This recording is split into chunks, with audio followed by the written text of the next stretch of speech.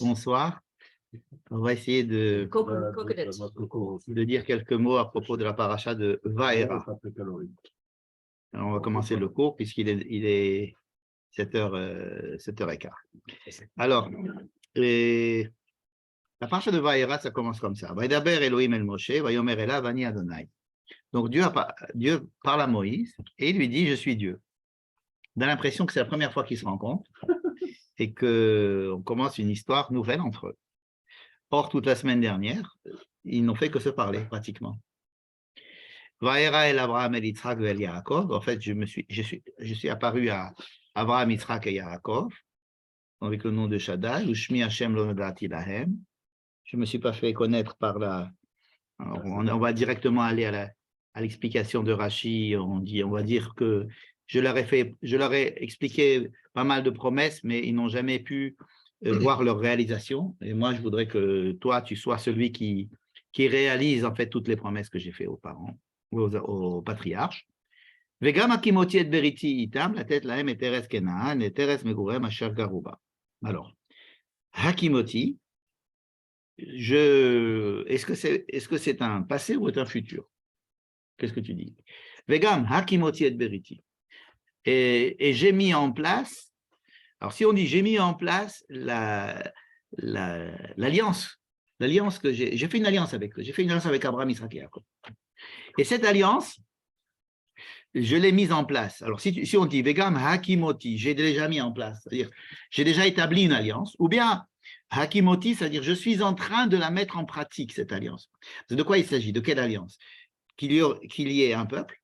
Hein, c'est qu'est-ce que Dieu a promis à Abraham, Isaac et Jacob? Qu'ils auraient une descendance et qu'il allait leur donner la terre. Ça peut être que la première, une possibilité, parce que Hakimoti et Beriti, Itam. Donc c'est quelque chose que j'ai fait avec eux. Oui, je peux dire aussi Hakimoti et Aberit Shasiti Itam. La tête là, Teres Kenaan et Teres Megurem Asher Garuba, c'est-à-dire, soit j'ai mis en place, c'est-à-dire je te fais savoir, Moshe, que j'ai mis en place avec eux une alliance.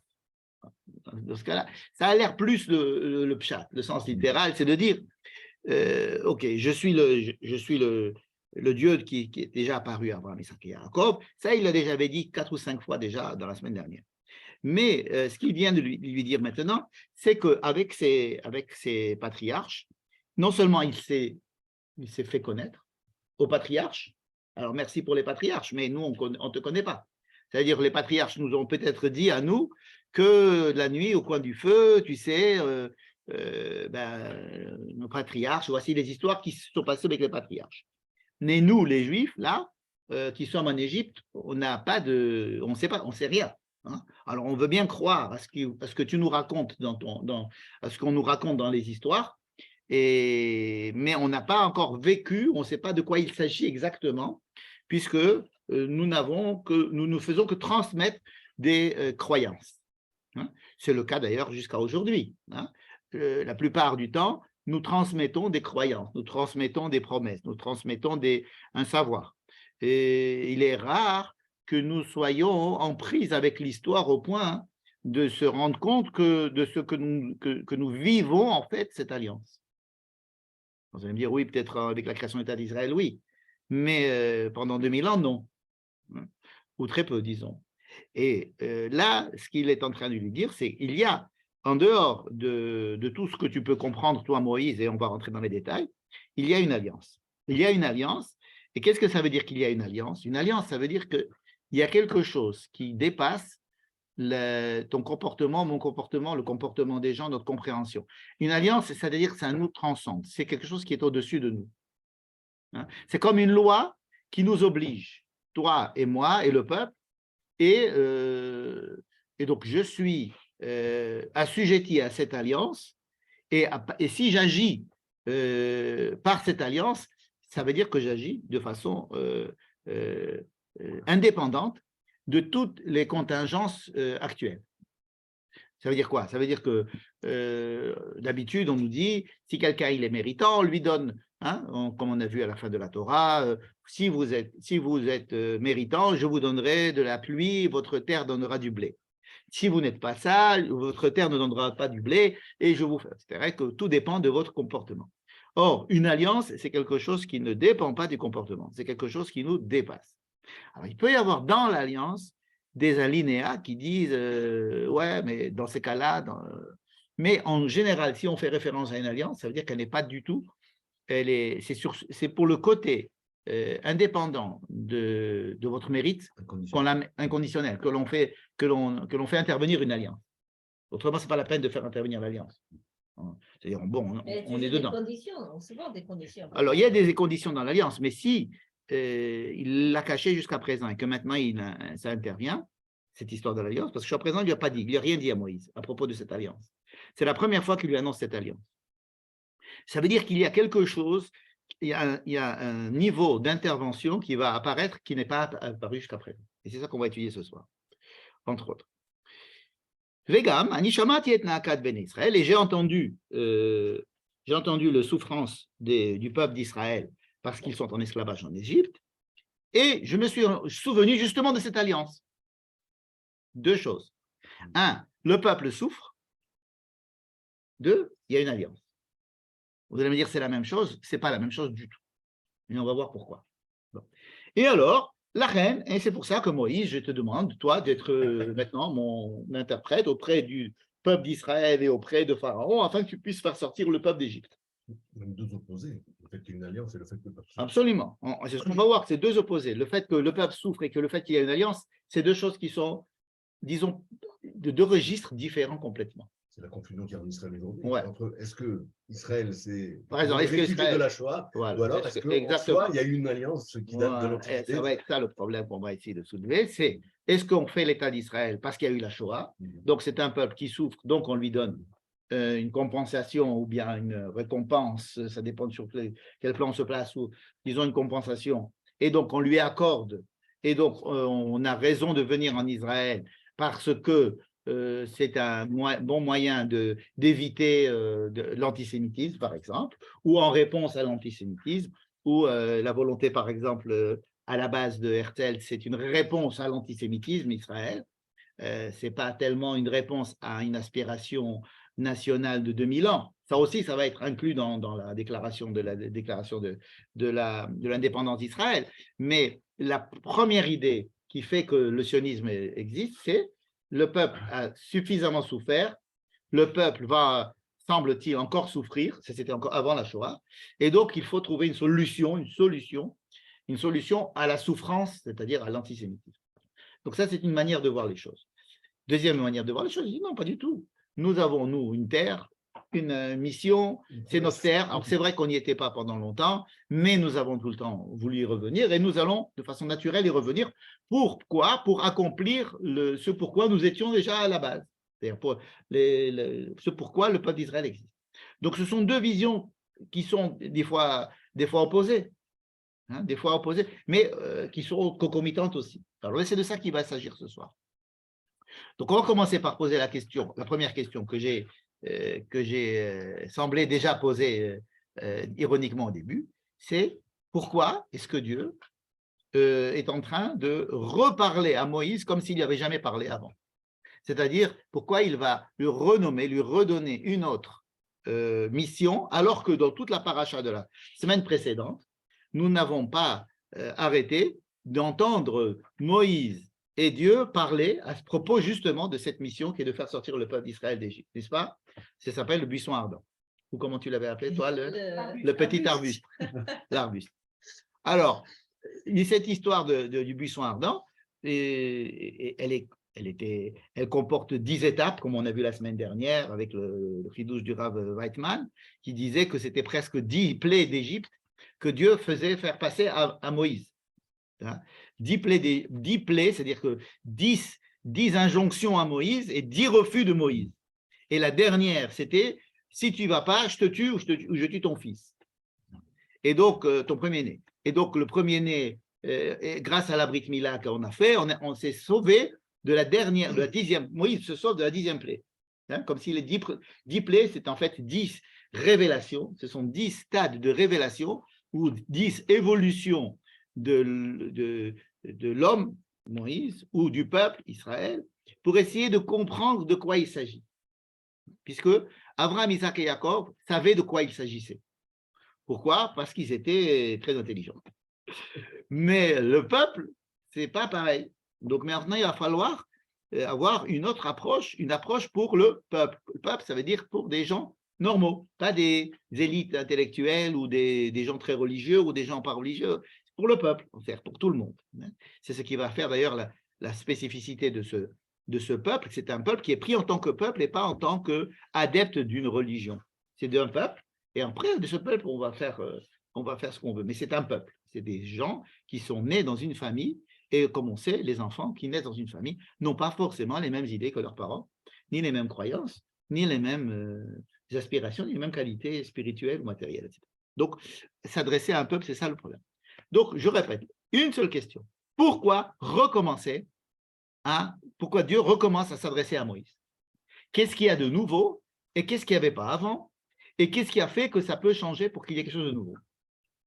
D'accord? La question est claire. En fait, c'est la justification de notre paracha dont on va parler. Pourquoi il y a la paracha de Vaïra? Puisqu'on a déjà vu que Dieu s'est déjà adressé à Moïse. Il faut se dire que la paracha de Vaïra comprend, disons, deux parties. La première partie dont je viens de parler, ça veut dire l'intronisation de Moïse en tant que celui qui va faire sortir le peuple d'Israël. Mais ça, vous allez me dire, il a déjà eu une intronisation la semaine dernière, donc c'est l'intronisation numéro 2, et pourquoi il y en a une deuxième? Ça, c'est jusqu'à la quatrième montée. À partir du réveil, à partir de la quatrième montée, il va y avoir les 7 premiers plaies d'Égypte, notre paracha.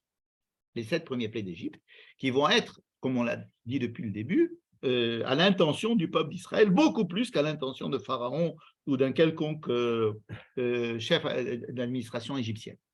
Hein, c'est pour le peuple d'Israël que vont être faits les plaies et pour le lecteur de la Torah. Parce qu'il ne faut pas oublier que le but, c'est de nous informer, et donc c'est pour nous que c'est écrit.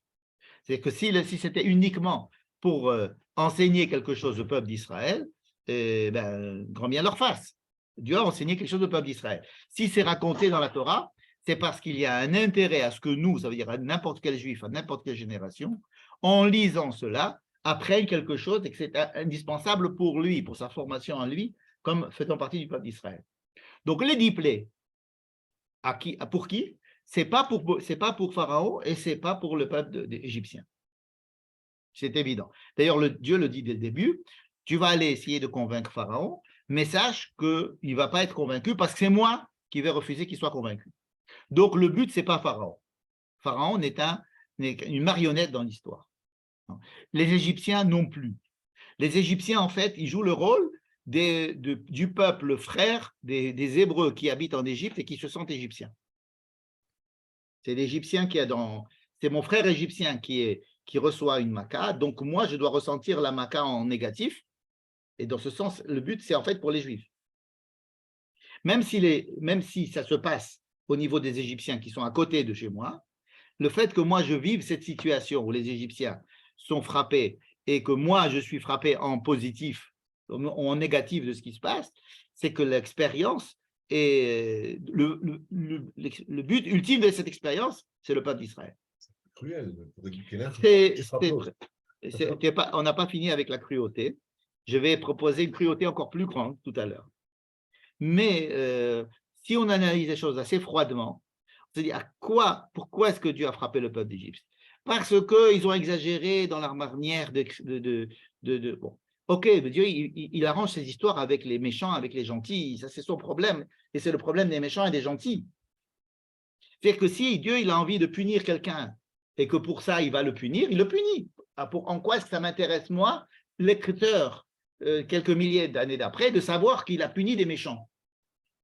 Pour dire que Dieu punit tous les méchants, ça on sait que Dieu ne punit pas tous les méchants, et que tous les méchants ne sont pas punis, et que les gens gentils ne sont pas récompensés non plus. Donc, ce n'est pas quelque chose, c'est pas de ça qu'il s'agit.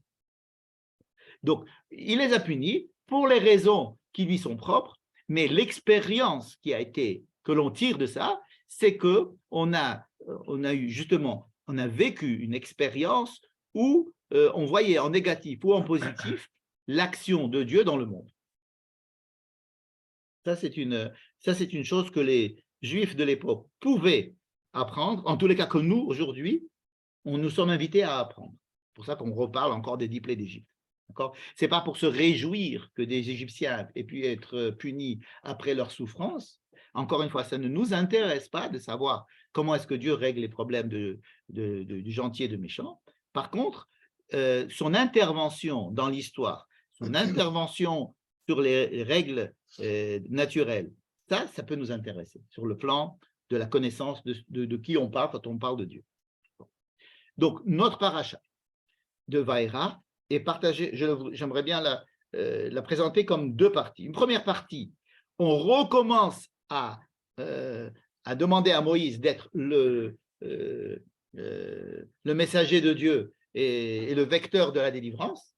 Deuxième partie, les 7 plaies d'Égypte. On ne va pas s'occuper des 7 plaies d'Égypte ce soir. Même bien que nous en ayons déjà parlé un petit peu. Mais je ne veux pas parler des 7 plaies d'Égypte, je veux parler de la première partie. Et je reviens à ma question, pourquoi réintroniser une seconde fois Moïse comme si rien ne s'était passé jusqu'à présent? Donc pour cela, on est obligé de revenir en arrière. Et là, je ramène le chidouche du Rav Jonathan Grossman, mais que beaucoup d'autres rabbins ont repris et même sont arrivés à cette conclusion sans avoir lu le Rav Grossman, qui dit, je vais vous résumer ça de façon assez rapide.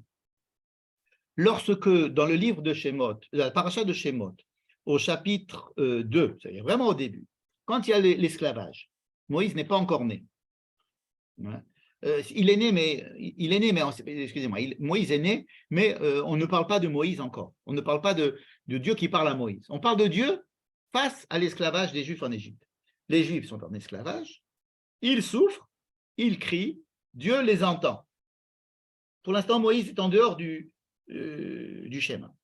Il est écrit, Vaishma Elohim et Naakatam, Dieu a entendu leur souffrance. Vaïskor Elohim et Berito, Dieu se rappelle qu'il avait une alliance avec les patriarches. Vayar Elohim et Béné Israël, Dieu voit la souffrance du peuple d'Israël, il voit le peuple d'Israël. Vayeda Elohim, et Dieu sait. Quatre verbes, je répète, il entend, il se souvient, il voit et il sait. D'accord? Ça, c'est les 4 verbes que la Torah nous raconte comme étant au courant de ce qui se passe chez Dieu. C'est quelque chose qui se passe chez le bon Dieu. On nous dit Dieu, le bon Dieu entend, on nous dit que le bon Dieu voit, que le bon Dieu se rappelle, que le bon Dieu sait. Bon. Qu'est-ce qu'on fait avec ces verbes pour l'instant? Rien. On sait simplement qu'il y a 4 verbes. Et s'il y a 4 verbes, c'est parce qu'il y a probablement un intérêt à ce qu'il y ait 4 verbes. D'accord? Vous vous rappelez de ces verbes.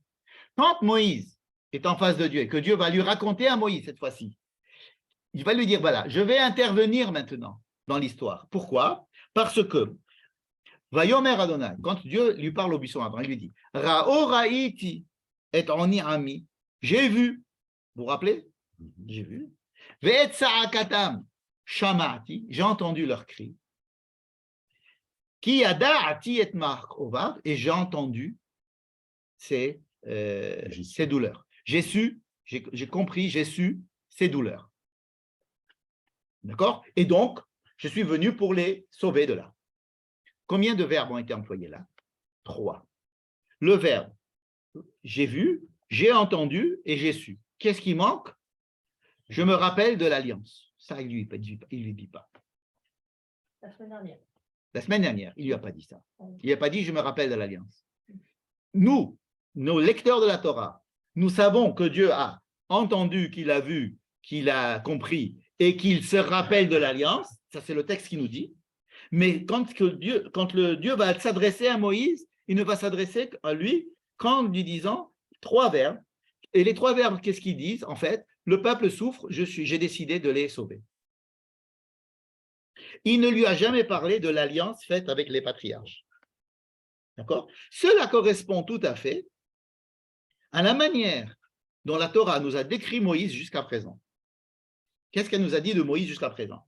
C'est très rare que la Torah nous décrive les raisons pour lesquelles Dieu s'adresse à un personnage. Dieu s'est adressé à Noé parce qu'il l'aime bien. Dieu s'adresse à Abraham, pourquoi? Rien du tout. On ne sait absolument pas pourquoi Dieu a choisi Abraham. Pourquoi il a choisi Yitzhak? On ne sait pas. Peut-être parce que c'est le fils d'Abraham, mais ce n'est probablement pas la seule raison.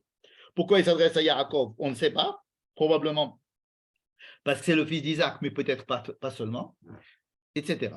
Là, le texte nous renseigne sur qui était Moïse avant que Dieu s'adresse à Moïse. Hein, c'est assez exceptionnel pour se rendre compte de cela. Je vous parle de la semaine dernière. Quelles sont les informations qu'on a sur Moïse? On a plein d'informations. On connaît son père, on connaît sa mère, on sait comment il est né, qu'il est venu 3 mois avant, plein de choses.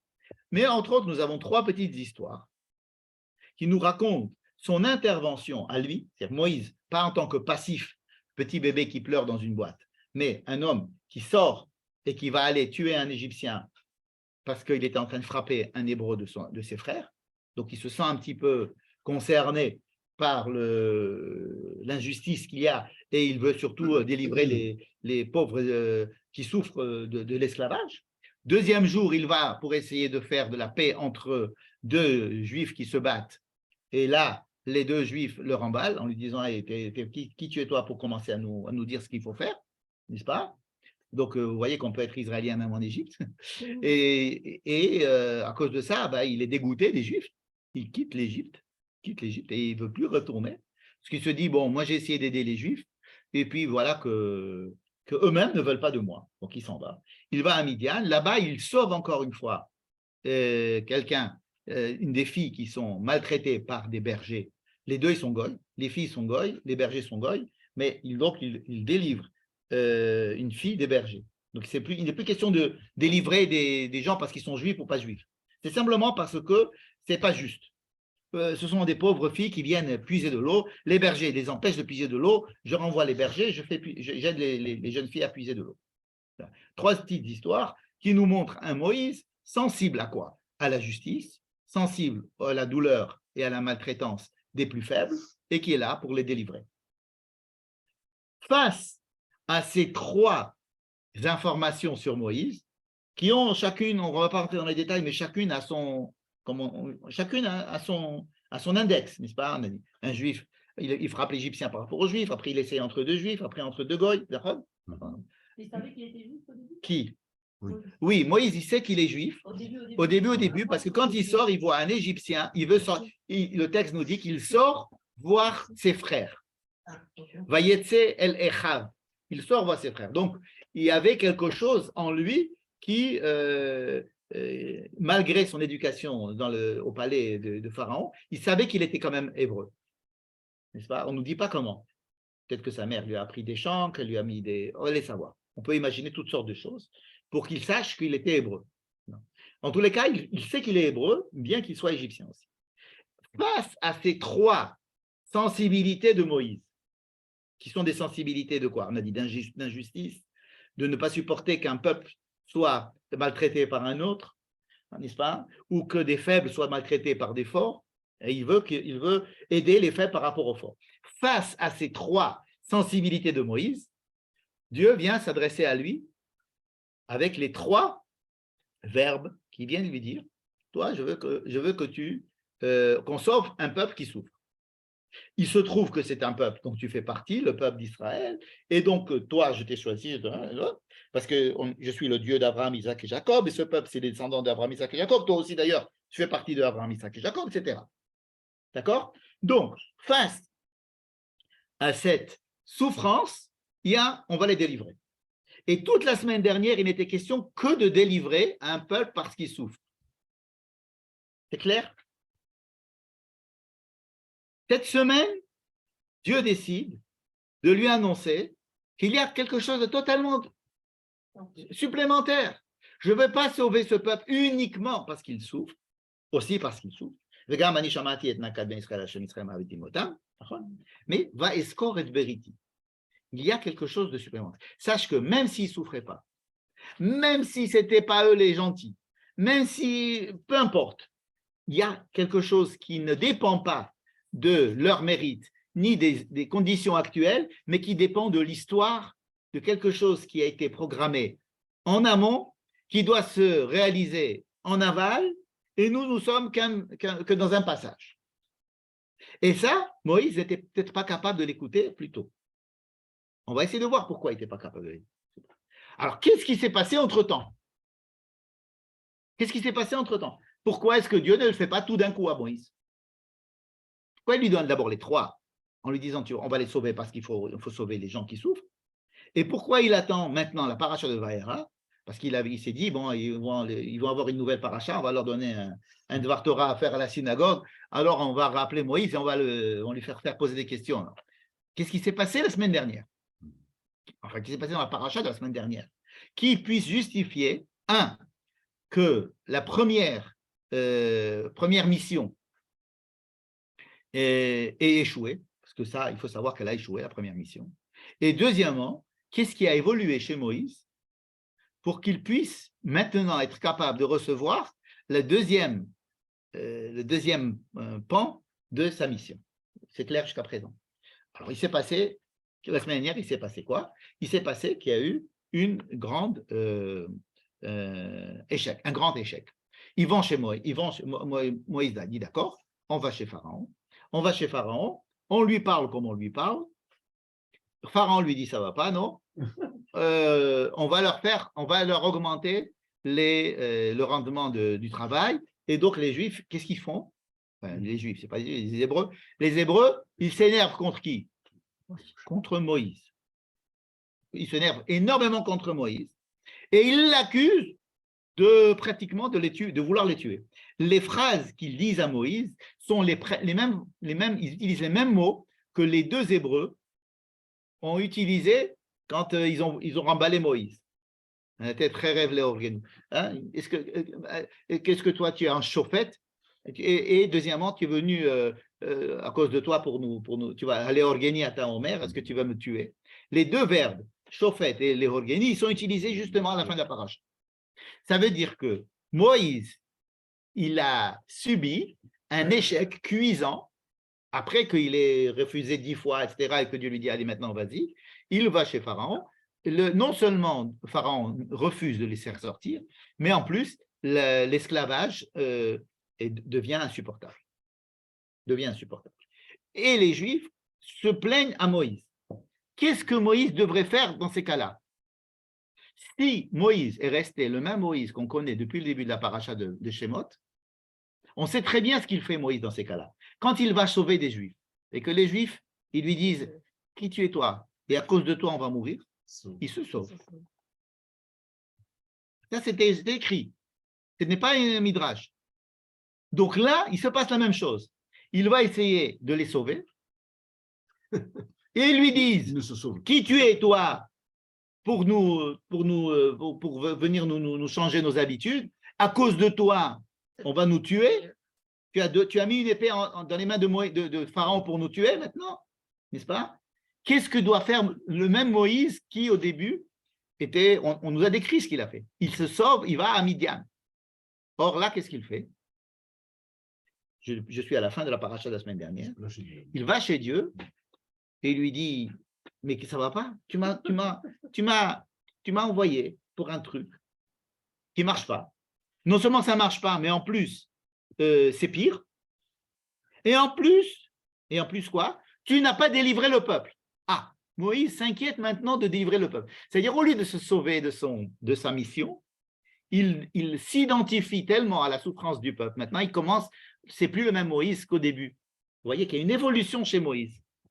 Sans arrêt, depuis le début de la semaine dernière, toute l'histoire, c'est comment faire évoluer Moïse pour qu'il soit à même d'être celui qui va faire sortir les Juifs d'Égypte. Comment Moshe parle? Moshe, il lui dit, je veux rencontrer Dieu, comment il a la ligne directe ou comment... Ça, la Torah, elle s'en fout complètement de nous raconter comment ça se passe. Il nous dit, il a parlé à Dieu. Mais en fait, il a déjà parlé à Dieu sur le mont Osné. Je ne pose pas la question de savoir qu'est-ce que ça veut dire qu'un ange de Dieu qui commence à lui parler, il lui dit, voilà, c'est moi le Dieu d'Abraham. Tu ne te poses pas la question là-bas, tu te poses la question maintenant. Non, parce que dans les autres fois, c'était Dieu qui arrivait. Il va lui dire, Moshe. Donc Dieu lui dit à Moïse, assis-toi, tu vas voir. Tu vas voir ce que tu vas voir, mais je vais, comme il avait dit. Mais Le chidouche, c'est que Moïse, c'est que Moshe n'est plus le même Moshe. Moshe évolue de chapitre en chapitre. Ce n'est plus le même Moïse. C'est qu'on a l'impression d'avoir un Moïse, même quand il est dans la petite boîte sur le Nil, on a l'impression d'avoir un Moïse avec la grande barbe et le bâton, même dans la boîte en train de pleurer. Voilà.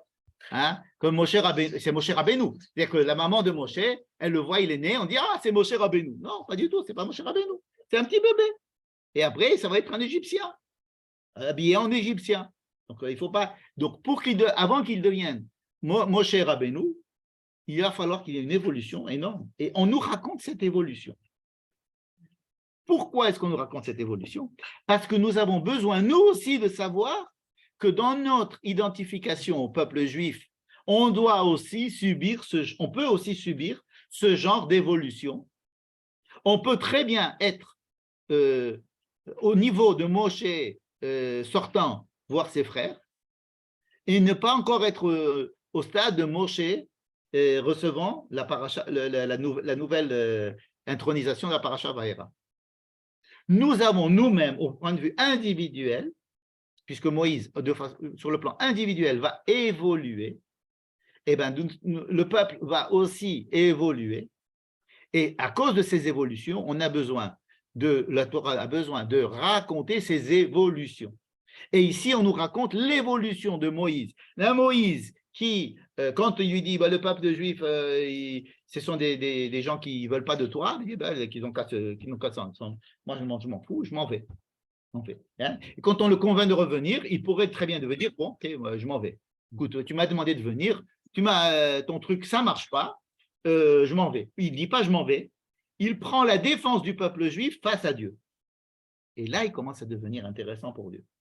Ah, et maintenant, ça va commencer. Je vais que maintenant, tu commences à comprendre, à être sensible à une autre dimension qui existe dans le peuple d'Israël, une autre dimension qui existe dans le rapport que j'ai avec le peuple d'Israël, et à laquelle tu ne pouvais pas être sensible jusqu'à présent sans avoir subi cet échec et sans l'avoir surmonté comme tu l'as surmonté, avec succès, n'est-ce pas? Et là, oui, d'après cette explication que je viens de donner, je suis extrêmement violent parce que j'explique l'échec de Moïse comme une mise à l'épreuve de Dieu pour savoir s'il était capable ou non, n'est-ce pas? C'est aussi une manière de voir les choses très méchante de ma part. De dire quoi? Ça veut dire que Dieu, il a fait toute cette histoire, il a fait échouer Moïse, il a fait aggraver l'esclavage, tout ça pour voir si Moïse allait, en fin de compte, changer d'opinion, prendre la défense du peuple d'Israël et ne plus vouloir se dire moi je m'en vais à Midian, laisse-moi tranquille. Je reprends ma femme et mes enfants et mon beau-père. Je suis plus tranquille avec mes moutons. Non, il va dire à Dieu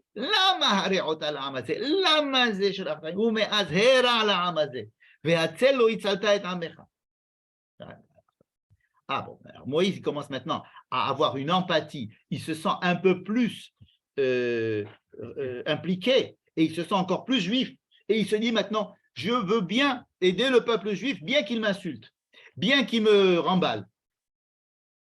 Hein? Je ne vais pas quitter Israël parce que je trouve qu'ici, il y a de l'injustice sociale. Je reste quand même en Israël et je me bats pour qu'il y ait plus de justice sociale. Un Oleh Hadash qui vient et dit mais comment ça marche? Ça marche votre histoire en Israël. Vos hôpitaux, ça ne marche pas, les autobus, ça ne marche pas, les trucs, ça ne marche pas. Je repars en France. C'est faisable. Ou alors le type il dit ça ne marche pas, donc je vais me battre pour que ça marche. C'est deux attitudes. Un qui est prêt à faire sa alia, l'autre qui n'est pas encore prêt à faire sa alia. D'accord? C'est-à-dire qu'il a fait sa alia, mais après il repart parce qu'il dit non, ça ne marche pas. C'est trop difficile ici, les gens ils sont insupportables, les structures ici sont insupportables, donc ça ne marche pas, je repars. Ou même si je suis né ici, je repars. Mais dire non, je prends sur moi quand même les difficultés, c'est mon peuple, c'est ma terre, c'est mes problèmes, je vais essayer de dire. C'est ce que fait Moïse à la fin de la paracha la semaine. Alors là, Dieu lui dit, viens mon ami, je vais te faire découvrir maintenant, effectivement, pourquoi est-ce que tu as eu ce sentiment? Et pourquoi moi j'ai ce sentiment? Parce que moi aussi, Dieu, j'en ai marre de ce peuple. Combien de fois Dieu le dit? Qu'il en a marre de ce peuple. Et pourtant, il dit, il y a quelque chose avec ce peuple qui n'est pas explicable. Ça ne s'explique pas. C'est vraiment quelque chose que irrationnel. Irrationnel. Hein. Alors, il appelle ça l'alliance. J'ai une alliance, j'ai promis. Hein. C'est comme si, ok, je t'ai embauché, toi, mais tu ne fais pas l'affaire. Mais je te garde quand même parce que j'avais une amitié profonde envers ton père. Ton père n'existe plus, mais sache que j'avais promis à ton père que je m'occuperais de toi. Donc, bon, je te garde. Je te garde dans la boîte, alors que tu es nul. Oui, ben, des fois, c'était parce que Moshe a plaidé pour le peuple. Alors, plus tard, Moïse, on va voir qu'il va utiliser ça et il va dire, Dieu va lui dire, écoute, moi, j'en ai marre du peuple. Viens, on va les détruire et on refait tout à zéro. Il lui dit non, Moïse, au moins par deux fois. Au niveau du veau d'or et au niveau des Réméraglim, Moïse va prendre sur lui de se sacrifier, si on peut dire, et de combattre et de se battre en tant qu'avocat du peuple auprès de Dieu. Alors là-bas, peut-être que Dieu, il joue le jeu pour voir si Moïse il est capable il a toujours cette fibre-là et de savoir si c'est pour ça. Alors sachez, c'est pour que vous, les peuples d'Israël, vous sachiez que dans votre histoire, ce n'est pas parce que vous êtes méritants, ce n'est pas parce que vous êtes les plus beaux, et les plus intelligents et les plus nobelisables, c'est parce que vous avez une relation particulière avec Dieu et avec l'histoire, avec une mission dans l'histoire. Et c'est de ça qu'il s'agit quand il va lui dire « j'ai une histoire avec les patriarches ». C'est ce qu'on appelle l'alliance, et c'est pour cette alliance que je suis venu aussi les délivrer. Je voudrais maintenant ouvrir une parenthèse, parce que j'ai ouvert un problème, et je voudrais peut-être donner une autre explication, en disant, la parenthèse c'est quoi? C'est que j'ai dit que toute l'histoire de l'échec de la première mission de Moïse, elle était uniquement parce que Dieu avait envie de mettre Moïse à l'épreuve. Vous êtes d'accord, c'est ce que j'ai dit? C'est méchant, et ça doit être, et il devrait y avoir une autre explication. Je voudrais vous proposer une autre explication, n'est-ce pas? Une autre explication qui est la suivante. C'est une explication un petit peu, il faut s'attacher au texte un petit peu, mais je vais vous la résumer. Vous pourrez le chercher dans le texte, parce que on n'a pas le texte en ce moment. Lorsque Dieu dit à Moïse, va chez Pharaon et dis-leur de faire sortir le peuple d'Israël, il va lui dire les choses de façon beaucoup plus mineure que ce que Moshe va utiliser comme mot. Moïse, il va aller chez Pharaon, il va lui dire Adonai, Israël, pas Ivri, mais Israël, il veut qu'on aille, que tu nous fasses sortir d'Égypte. Alors que Dieu, il a dit non, qu'ils viennent, simplement tu ne vas dire à Pharaon, le Dieu des Hébreux m'a demandé de les faire sortir quelques jours pour faire un petit truc religieux dans le désert. Quelque chose d'assez Veyavdouni, qui viennent me servir. Voilà, on a un problème, on a ici un peuple d'Israël, on voudrait bien avoir un petit peu de vacances pour aller prier à notre Dieu dans le désert. Moïse arrive chez Pharaon et il lui dit, le Dieu d'Israël m'a dit que tu vas faire sortir le peuple d'Égypte. Kassar, comme ça. Et alors, Pharaon lui dit, qui c'est Dieu d'Israël, qui c'est Israël, qui c'est Dieu, qui c'est machin? Non, je ne veux pas. Ensuite, Moïse et Aaron prennent le contre-pied et ils commencent à dire, non, non, non, le Dieu des Hébreux nous a dit de sortir que pour 3 jours, etc. Ça n'a pas marché non plus. Ça veut dire, qu'est-ce que je veux dire? C'est que Dieu lui demande à Moïse d'avoir un discours, un certain discours. Moïse, de sa propre initiative, va élever les drichotes de ce discours. C'est même plus une dricha, c'est même plus une demande, ça va être une exigence. Quand ça ne va pas marcher, il va aller encore en dessous de ce que Dieu lui a demandé. Et ni le très haut, ni le très bas, ni de monter très haut dans l'échelle, ni de descendre trop bas dans l'échelle, ne vont permettre de réussir. Et donc, l'échec peut être aussi imputé à le manque d'expérience de ce prophète en herbe qui n'a pas encore, qui ne sait pas encore tenir le bon ton vis-à-vis de ce qui lui a été transmis. Cette idée n'est pas de moi.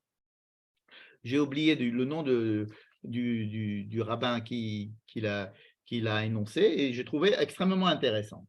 C'est-à-dire qu'il y a aussi un manque de professionnalisme, d'expérience de la part de Moïse lui-même et que cet échec peut être imputé à Dieu, comme on l'a fait. Et alors, l'explication, ça serait de se dire, sachez que dans votre histoire, tout ne se passera pas comme sur des roulettes. Ça veut dire, sachez que nous avons une relation qui doit être plus forte que les vicissitudes de la vie. Voilà ce que Dieu voudrait enseigner au peuple d'Israël et à Moïse et aux lecteurs. Ce n'est pas parce que Dieu a décidé de faire sortir le peuple d'Israël d'Égypte qu'il va le faire sortir d'Égypte. Non, il y a aussi Dieu va vous dire, je vous donne une terre où coule le lait et le miel, et on arrive, il n'y a pas de lait, il n'y a pas de miel. Dieu il va nous dire des choses qui ne vont pas se réaliser. Pour des raisons qui sont des raisons, mais il faut apprendre à vivre avec les échecs, même si on a l'impression que c'est commandé par Dieu. Donc ça, c'est la grande réponse sur l'échec de la semaine dernière. C'est un des grands enseignements. Deuxième manière d'expliquer l'échec, c'est de se dire que c'était une mise à l'épreuve de Moïse. C'est là où j'ai dit que c'était un petit peu méchant quand même, de faire souffrir un peuple entier pour faire évoluer une seule personne. C'est vrai que c'est méchant. Mais disons qu'on va prendre la première explication, qui est que Dieu, écoute, il faut que vous appreniez aussi, parce que c'est pas toujours que ça marche. C'est comme un médecin qui essaie d'un traitement et ça ne marche pas. Ok, je suis désolé, mais on va faire autrement. Hein. Et alors, c'est pas pour ça que tu vas quitter le médecin. Hein, tu vas dire, écoutez, on a tout fait. Non. Donc, cet attachement qui va être au-delà de la conjoncture, c'est quelque chose d'important pour que qu'on commence comme ça. C'est bien qu'on commence comme ça. On ne va pas commencer par une réussite, on commence par un échec. Troisième explication que je viens de proposer, c'est que Moshe lui-même a fait des bêtises dans cette histoire. C'est qu'il est allé trop fort ou pas assez. Ça veut dire, si je résume les trois explications, d'abord je les répète. Première explication, c'est que Dieu veut enseigner au peuple et aux lecteurs, sachez que les choses ne sont pas, c'est pas parce que ça vient de Dieu que ça doit être automatique. Deuxième explication, c'était pour mettre Moïse à l'épreuve, comme on l'a vu. Vous voyez, vous avez vu. Et que Moïse a bien surmonté l'épreuve et qu'il lui a dit, oui, maintenant je prends la défense du peuple, etc. Je ne vais pas me sauver un minute. Troisième explication, c'est de dire, Moïse n'a pas rempli sa mission comme il fallait. N'est-ce pas? Mais je voudrais dire que ces trois peuvent tout à fait coexister. Ça veut dire que oui, Dieu a une bonne intention.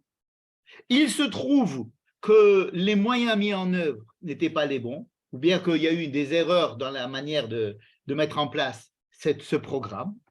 Eh bien oui, ça fait partie aussi du jeu de savoir qu'il va y avoir des choses qui vont mal se passer.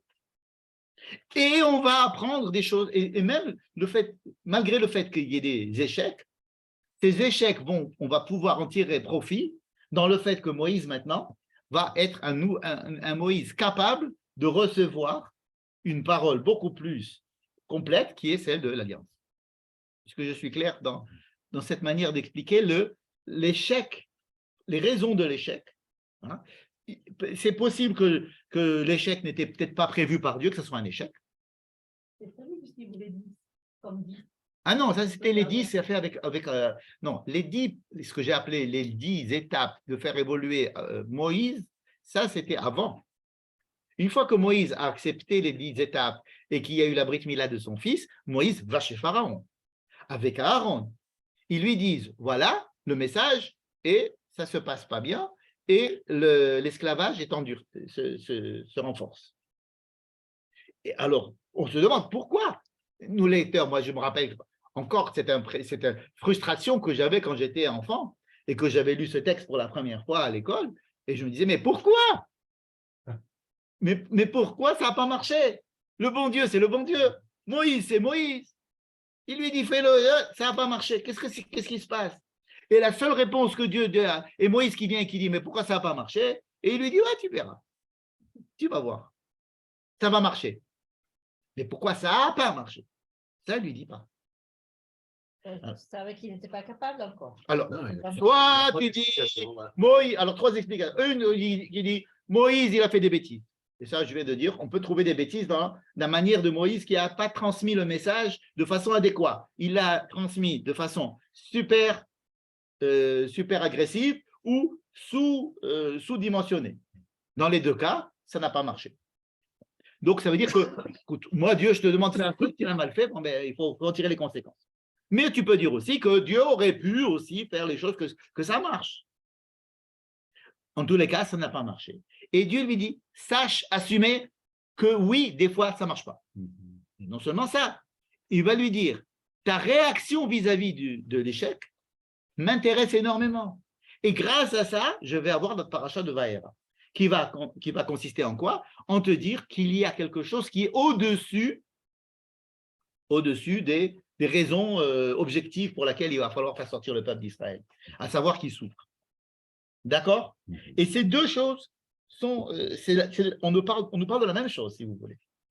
Dieu lui dit, sache qu'il y a des choses qui sont sur des plans parallèles et qui ne se rejoignent pas, qui semblent ne pas se rejoindre. À savoir, par exemple, le peuple d'Israël a droit à une terre d'Israël parce qu'il a eu la Shoah, ou alors, non, le peuple d'Israël revient sur sa terre parce que c'est sa terre. Il était là, il a promis, etc. Ce sont deux registres qu'il faut savoir intégrer les deux. Ne pas vivre notre judaïsme uniquement en se disant « je suis juif parce que je suis un descendant de ceux qui ont été dans la Shoah et mon but c'est qu'il n'y ait plus de Shoah » et que tout mon judaïsme va être construit sur quoi faire pour tirer les leçons de la Shoah, par exemple. Vous êtes d'accord qu'il y a des juifs qui définissent leur judaïsme, en se disant tout ce qui est arrivé dans la Shoah, je dois faire exactement le contraire. Ça veut dire que dans la Shoah, il y a eu un peuple qui a subi l'agression de notre peuple. Donc, je vais être le défenseur de tous les peuples qui souffrent dans le monde. C'est ma manière d'être juif. Et ils vont définir leur judaïsme comme ça, et presque uniquement comme ça. Les Juifs font aux Palestiniens ce que les nazis ont fait aux Juifs. Donc, pour être juif, je vais être pro-palestinien. Aussi, c'est une manière de voir les choses. Ou alors, je vais m'engager dans SOS Médecins, ou bien alors, je vais sauver les gens des boat people, ou bien de la Méditerranée, et ça va être mon judaïsme. Pourquoi? Parce que tout mon judaïsme va tirer ses sources de la Shoah, des enseignements de la Shoah. Je peux aussi dire, non, attendez, il y a aussi une autre dimension dans le judaïsme qui ne dépend pas que de la Shoah, qui dépend d'autres choses, qu'on appelle par exemple ici l'alliance faite aux parents. L'alliance, quand il y avait Abraham, Isaac et Jacob, il n'y avait pas encore la Shoah. Mais des fois, se dire, ah non, mais vous êtes comment on dit aujourd'hui, des méchéristes.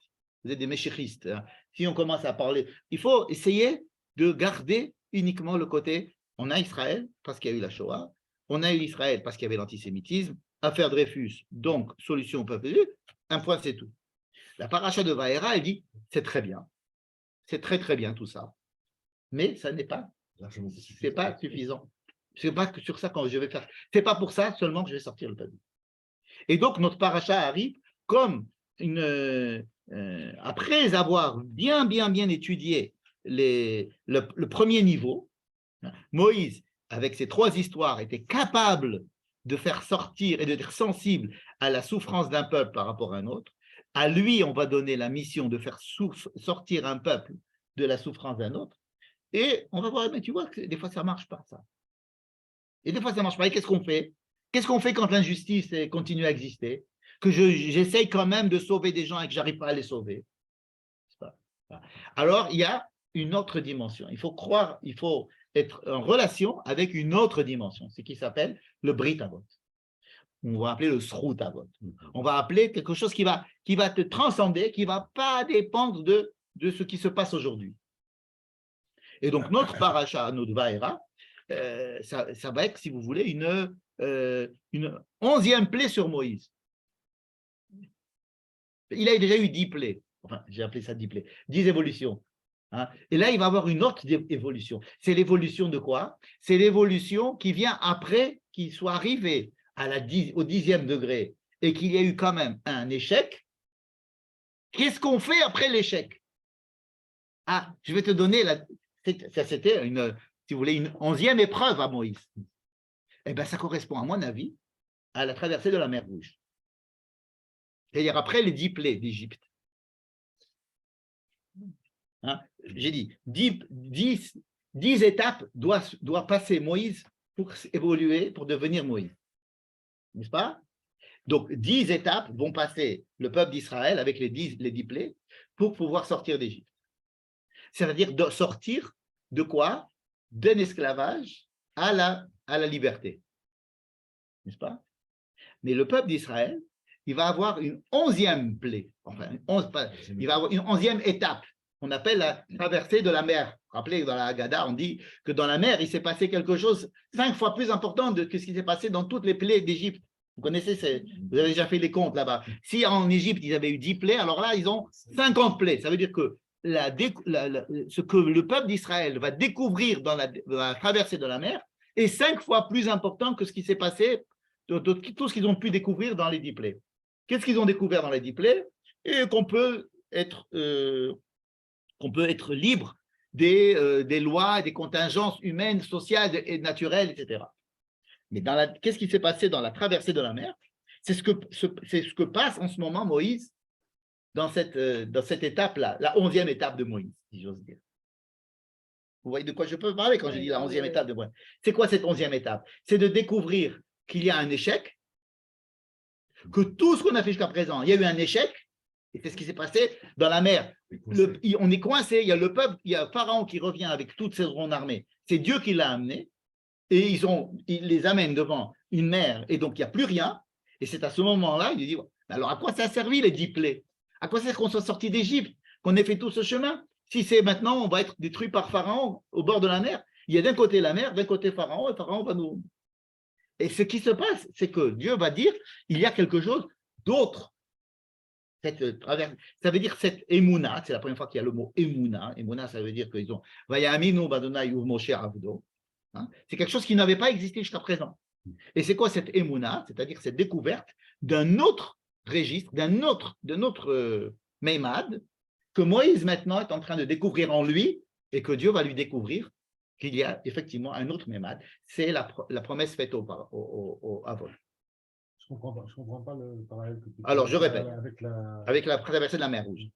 Tu es d'accord? Est-ce que tu as compris que j'ai expliqué la semaine dernière, la paracha de la semaine dernière, toute l'évolution de Moïse au buisson ardent comme 10 étapes qui correspondent aux 10 plaies, avec comme mission de faire sortir le peuple d'Israël de la servitude d'Égypte.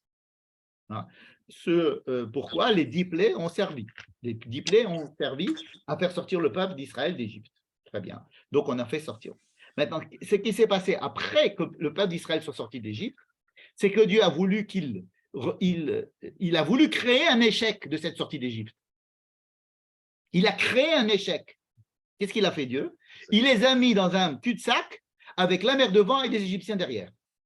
Exactement ce qui s'est passé à la fin de la semaine dernière, où Dieu les a amenés dans une situation où il y avait un échec et au lieu de sortir d'Égypte, l'esclavage a empiré. Et tout le monde est en train de crier. Le peuple d'Israël est en train de crier. Ils vont chez Moïse, ils disent, mais qu'est-ce que c'est cette histoire? Tu nous as fait sortir d'Égypte, tu nous as amenés ici maintenant, et devant la mer, il y a les Égyptiens derrière. Et à ce moment-là, il y a maintenant, on va croire en Dieu. Dieu va ouvrir la mer pour nous, et on va voir qu'il y a une protection particulière de Dieu au peuple d'Israël. Il ne s'agit plus des Égyptiens, il ne s'agit que du peuple d'Israël et Dieu.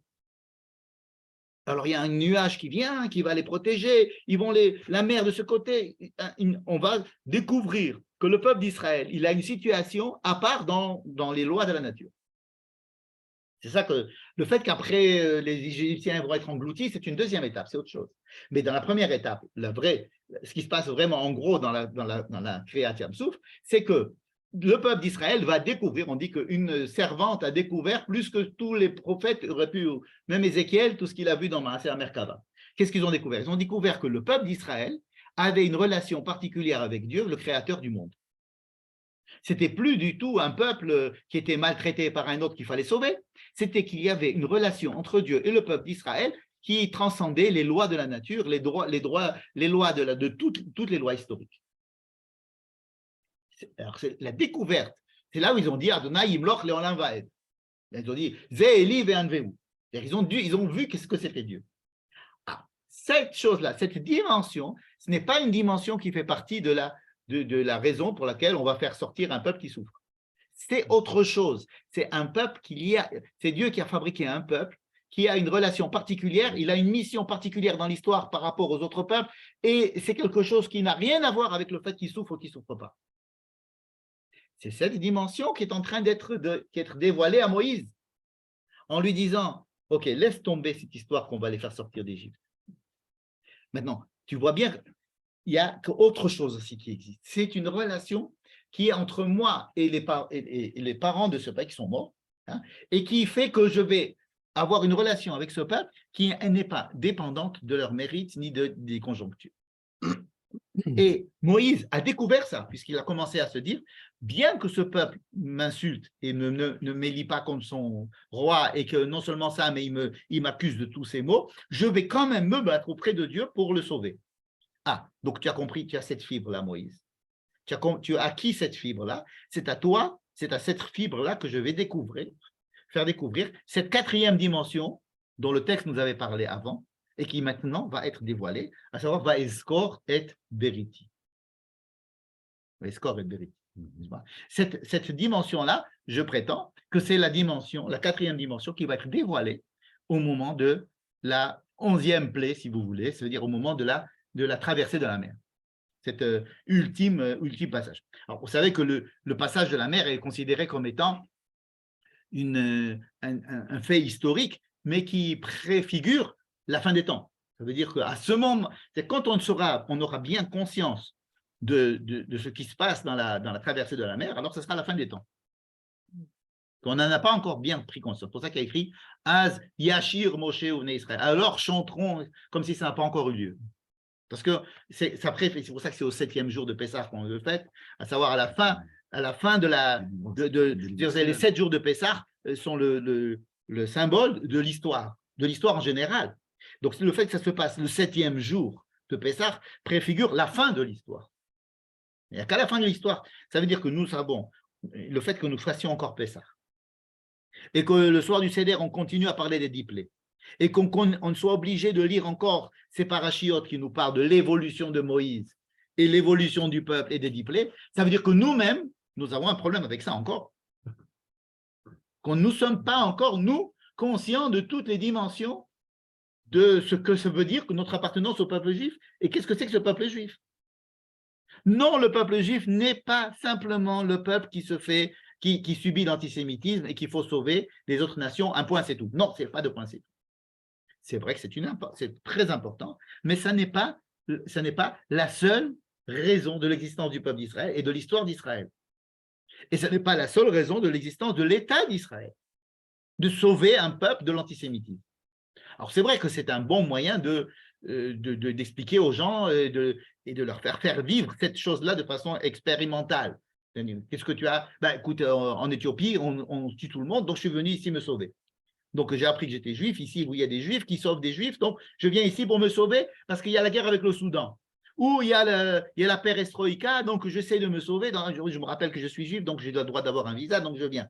N'est-ce pas? Donc, c'est vrai que c'est un moyen de pouvoir amener des juifs en Israël.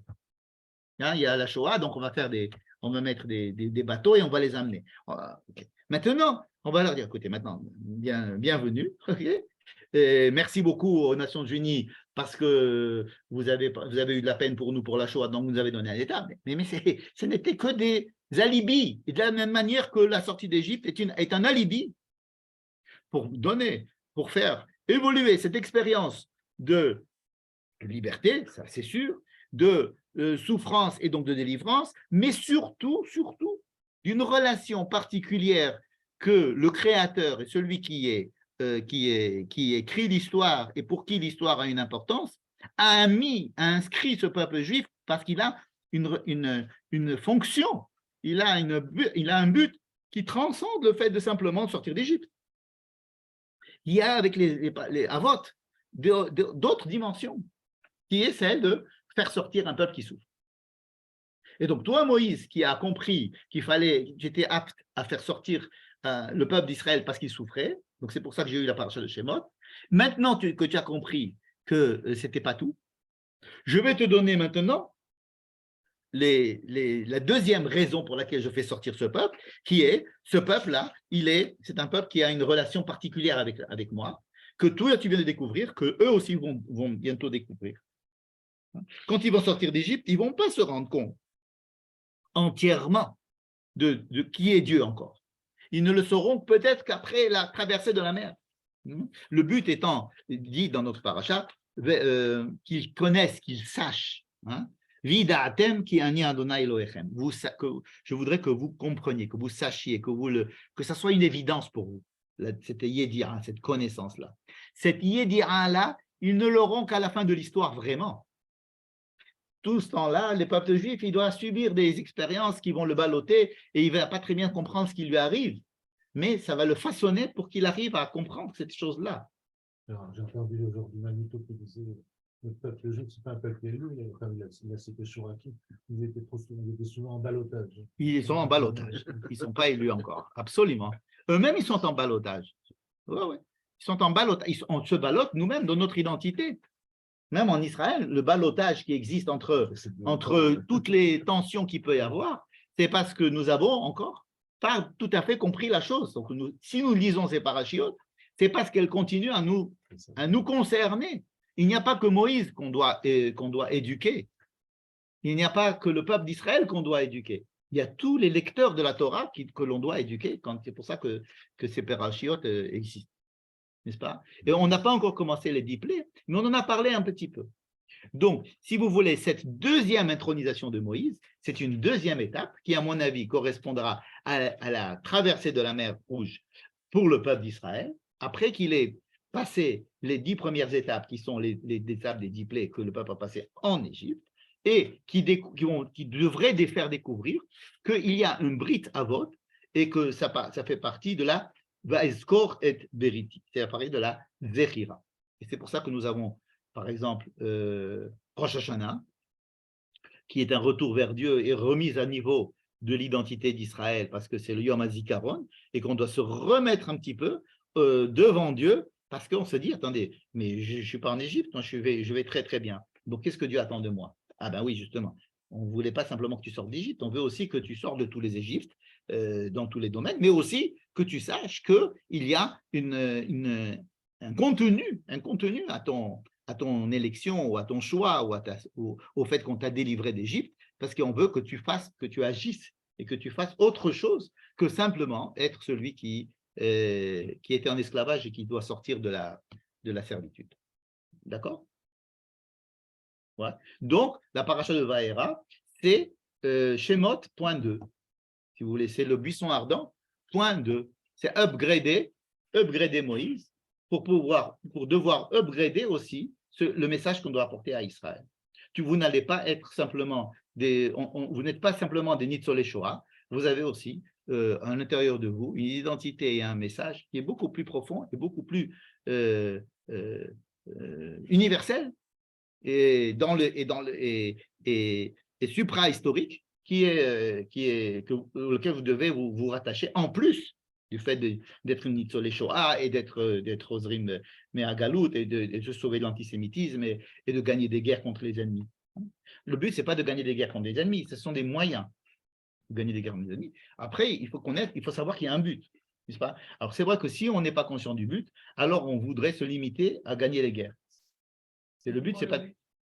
Alors, le but, c'est ce qu'ils vont recevoir, par exemple, c'est ce qu'ils vont demander, ils vont recevoir ça dans la Torah. La Torah, ça va être un contenu de faire des mitzvot, d'avoir une certaine morale, d'avoir un comportement entre personnes, d'avoir un comportement qui soit un exemple vis-à-vis des autres, d'avoir une histoire qui soit une histoire qui nous rattache à l'histoire humaine, pour que tous les autres peuples soient délivrés et pas que nous seuls. Un contenu qui dépasse beaucoup le simple fait d'avoir fait sortir le peuple d'Israël d'Égypte parce qu'il souffrait. C'est ce qu'on appelle le Brit Avot, c'est-à-dire le projet initial. Même s'il n'a pas été entièrement bien décrit dans le livre de Bereshit, qu'est-ce que c'est que ce projet, n'est-ce pas? Mais on sait qu'il y a un projet. On sait qu'il y a un projet qui doit passer par des paroles et par des expériences. Les paroles et les expériences. Et le peuple a besoin d'expérience plus que de paroles. Parce que les paroles ne sont dites et répétées et étudiées que par une certaine élite. Et donc, on a besoin d'expérience, malheureusement. Des fois, les expériences, c'est des expériences douloureuses, mais qui doivent faire porter les gens vers l'exigence de l'écoute d'une parole. Parce que l'expérience en elle-même, si elle n'a pas de parole qui vient l'expliquer ou lui donner une direction, c'est dommage. C'est dommage d'avoir une expérience qui n'est pas… C'est dommage qu'on n'ait pas transformé l'essai. Il faut transformer l'essai. Bonsoir. Alors, si vous voulez poser des questions dans le Zoom ou ici. Bonsoir Michel. Bonsoir Michel Bensoussan. Oui, je vous écoute. C'est Jean Azout. Oui, vous avez parlé dans le début de Vaïra, cette nouvelle dimension que Dieu veut faire prendre conscience à Moshe de l'importance du peuple et pas uniquement de le faire sortir. Mais en filigrane déjà dans Shemot, là j'ai sous les yeux, vers Martin et Paro, béni Bechori Israël. Donc oui. Il le savait ça déjà. Alors sachez que ce verset-là, si vous vous rappelez de ce qu'on a étudié la semaine dernière, c'est un verset qui n'a pas sa place là où il a été écrit. Vous l'aviez dit. Il devrait être mis dans le chapitre 11 entre le verset 1 et le verset 2, qui est juste avant la Makat Bechorot. Donc, vous avez tout à fait raison, ce verset-là ne devrait pas être là. Le verset 22 et 23 du chapitre que vous lisez ne devrait pas être ici. Oui, c'est un anachronisme. Fait il est là uniquement pour faire comprendre des choses à Moïse. Mais Moïse l'a entendu, ce verset. Donc, là maintenant, dans Vaïra, il devrait être convaincu. Ah non, parce que Béni Bechori Israël, ce n'est pas assez explicite. Ça commence à être, j'ai un rapport particulier avec ce peuple, vous avez tout à fait raison, mais ce n'est pas encore explicite en tant que Brit Avot. Béni Bechori Israël, c'est une préfiguration, effectivement, de ce qui se passe dans notre paracha. En disant, c'est pas pour rien que ça arrive en dernier, la Makat Bechorot. Mais vous avez raison de dire que c'était déjà une petite allusion faite à Moïse concernant le rapport particulier que Dieu a à son peuple et qui n'est pas simplement un rapport de quelqu'un qui souffre et qui demande à ce qu'on le libère de la souffrance uniquement. Vous avez raison. La promesse est puissante. Si je dis à quelqu'un, franchement, parmi tout le monde, je t'aime, à toi plus particulièrement, ouais.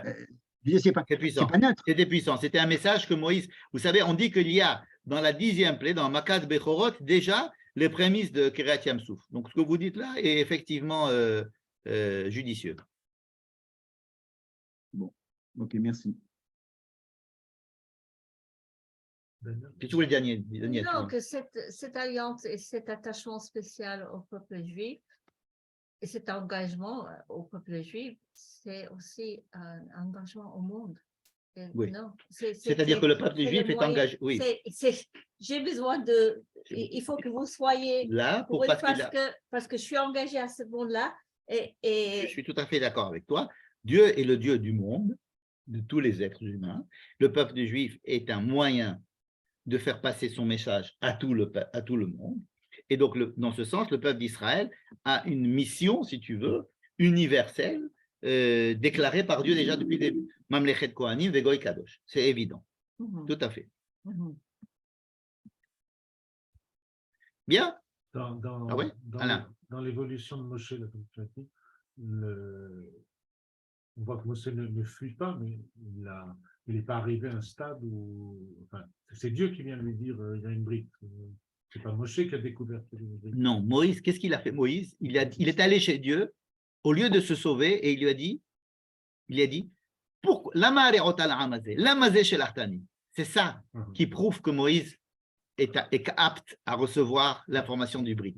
Parce qu'il est attaché à ce peuple maintenant, bien qu'on le renvoie et qu'on le rejette, il est quand même là à essayer de les défendre face à Dieu.